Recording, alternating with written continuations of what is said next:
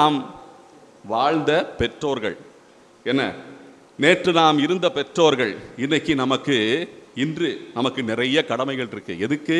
நாளை நம் குழந்தைகள் எல்லாம் நன்றாக படித்து வேலைக்கு சென்று நல்ல ஒரு மணப்பெண்ணையோ மணமகனையோ மனம் முடித்து கொண்டு வாழ வேண்டும் என்பதுதான் நம்முடைய நோக்கம். வேற என்னங்க இருக்க போகுது?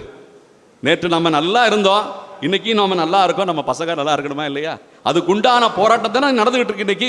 அப்படி நடக்கும்போது நாம என்ன விஷயத்துல நம்ம கோட்டை விடுறோம் அப்படின்னு பாத்தீங்கன்னா, நேற்று என்ற அந்த ஒரு விஷயங்களை எல்லாம், அந்த நேற்றுங்கிற வார்த்தையில ரொம்ப முக்கியமான விஷயம்,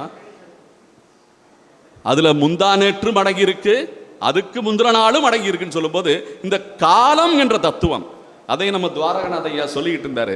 இந்த காலத்துல பயிர் செய்யணும், இந்த காலத்தை பத்தி பேசிட்டு இருந்தாரு. இப்ப இந்த நேற்று இன்று நாளை என்ற இந்த மூன்று வார்த்தைகள்